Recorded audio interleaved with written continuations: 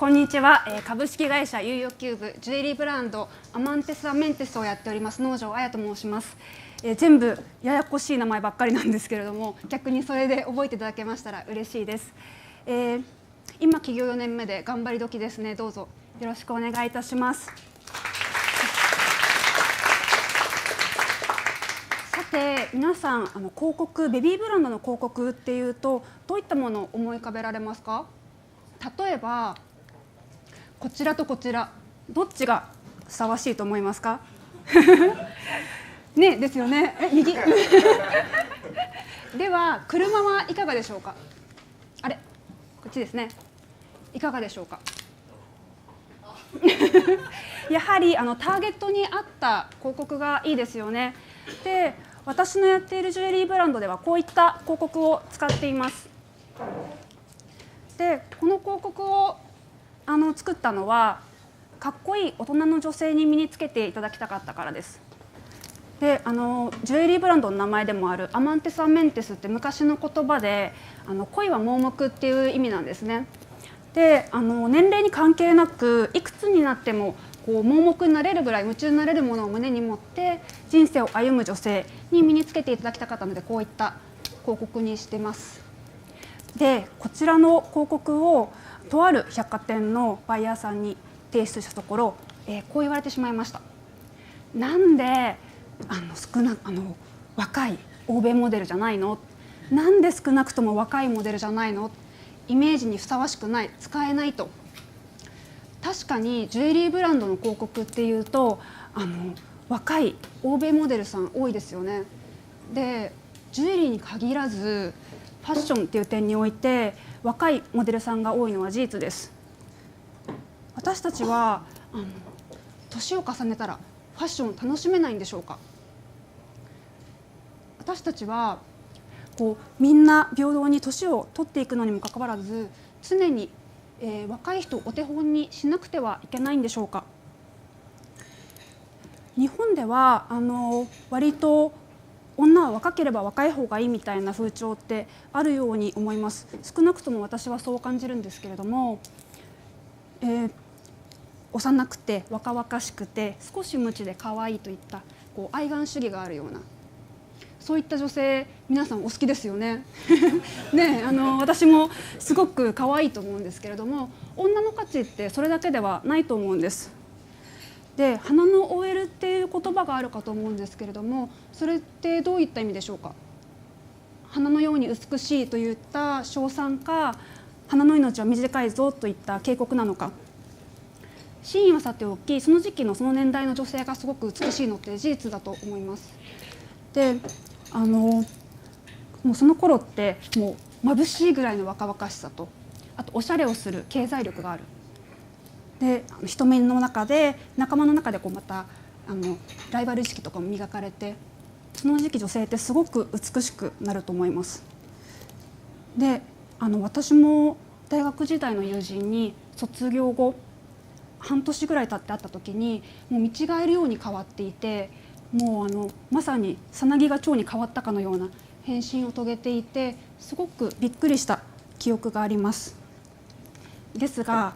可愛い女もみんな年を取ります。残念ながら。そうして、私たちは年を取っていくんですけれども、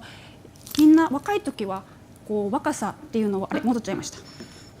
若さを振りかざしていくんですけれども、年を重ねると逆にその言葉によって打ちのめされる。で、アンチエイジングっていう言葉がはびこる日本では年より若く見えるプロポーションだったりで、肌とかこういったラインとかにもすごく気を使う女性すごく多いですよね。美魔女っていう言葉が定着しつつあるかと思います。なんですけれども、実年齢よりはるかに若く見えて、でコンテストではビキニを着る女性たちで、20代に見える50代など、どこか違和感を感じるのは私だけでしょうか？反して男性って若い時は青2歳っていう言葉があったりしますよね。で年を重ねて白髪混じりになってくるとロマンスグレーって言われたり、ダンディズムなんて言葉も生まれてくる。すごいずるいですよね。なんかね、女性ってそういう言葉ないんでしょうか。女性に対して年を重ねた時のこう称賛するような言葉って何かありますかね。熟女結構調べてみたんですけど、意外とないんですよね。ネガティブな言葉はあれど、称賛するような、年を重ねることの称賛するような言葉ってなかなかなくって、私たち女って素敵に年を取れないんでしょうか。私も20代の頃から比べてもういろんな変化を迎えました。体力の低下だったり、体の変化も、ラインの変化とかで、寝る前に食べても太らない体では残念ながらなくなりましたし、パンとしたお肌の張りなんかもありません。でフェイスラインとか二の腕とか気になるところは山ほどあります。でこの間少し年下の男性に突然こう言われました。大丈夫ですよ、年より少し若く見えますと。大丈夫、何も心配してないけどって思いながら、すごい気を使ってもらったのはね分かったので、ありがとうとお礼を言いましたが、大丈夫ですよの一言にもともと大丈夫だと思ってなかったんだなとなんとなく気づきました。またテレビをぼーっと見ていたら、テレビの中の若い女性が今しか着れないからピンク着るって言っていたんですね。で全身ピンクみたいなことをしでかす私にはすごく衝撃的な言葉でした。あとまた違う番組でアラフォーのファッションっていうのをやっていて、してはいけないこととして谷間、背中、鎖骨は出してはいけないと。もうね、鎖骨ってみたいな、もうこれから本当に暑い夏がやってくるのに、その年代に達したからって隠さなければいけないんでしょうか。私たちの年齢ってそんなに隠さなくてはいけないものなんでしょうか。さて、私の作っているジュエリーに使う天然石っていうのは、はるか長い時をさまざまな大地、数々の歴史を見て生きてきたものです。で今天然石ジュエリーっていうととても人気で、百貨店さんとかあとネットショップなんかで数多く見かけることもあるかと思います。でその多くは欲しければ2個3個って買えたり、またサイズ違いなんかも注文できたり、もうイメージに寸分たがわずに購入することができます。で故にその石の育った環境とか背景に思いを馳せることってなかなかないかもしれませんが、冷静に考えて違う環境で育ったものが全く同じ色形に狂いなく揃う、それって自然なことなんでしょうか。で私のジュエリーはトルコで生産をしています。でトルコってシリアとかアフガニスタンっていった紛争国に囲まれて不安定な時も多くありました。もうこういった感じですね。催涙ガスに巻き込まれて当時はガスマスク持ってなかったんで、もうタオルで顔を覆ってもうホテルに逃げ帰ったり、もうその時は機関からガスが入るんで大泣きしてホテルに帰って、で当時はそのガスにも着色がされててオレンジ色に枯葉剤なんて噂もあったりしたんですね。またある時はクーデターで戦車が街を囲って、空には戦闘機がもう爆音で飛んでるみたいな、そういった不安な夜を過ごしたこともあります。でもそうした中でジュエリー作りっていうのはひたすら石選びから始めます。でたくさんあるうちの石の中から手に取るものって形がユニークであったり、輝きが飛び抜けているもの、色彩が鮮やかなものなんですね。で年を重ねた石っていうのはそれだけそれにもうその外見にストーリーが見られるんです。でそうしたユニークな石を選んで、もう見つけた時には本当どうしようってすごいワクワクして、まさに盲目になるくらい夢中になります。でもうその時はそれまで抱えていた治安とかもうそういった不安っていうのが一気に胸から消え去ります。でその石をフレーム作りしてくれるのは現地の職人の方々難民の方々です。で石それぞれがすごくユニークなので、一定の型にはめ込むんではなく、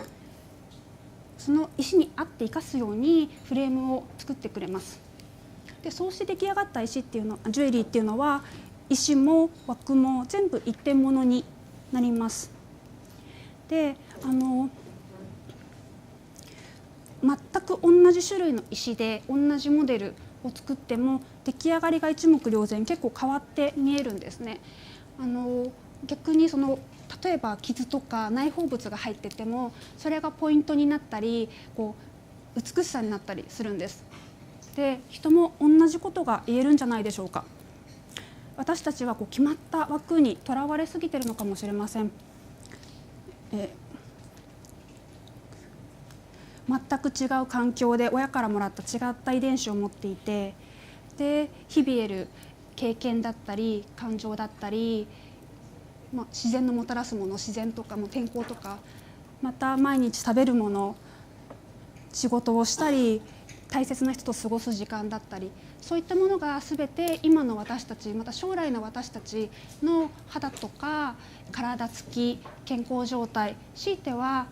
内面の強さだったり生き方っていうものを作っていくんじゃないでしょうか。それが枠作っていくんではないでしょうか。それがその人だけが持つ美しさになると思うんですね。で私みたいな自尊心の高い女にとっては、女性にとっては今の時代、若い女ほどいいっていう、若い女こそ意味があるみたいな、この時代に生きることってすごく難しかったりするんですけれども、私に関して言えば20代に見られるなんて、20代に戻るなんてまっぴらです。今もう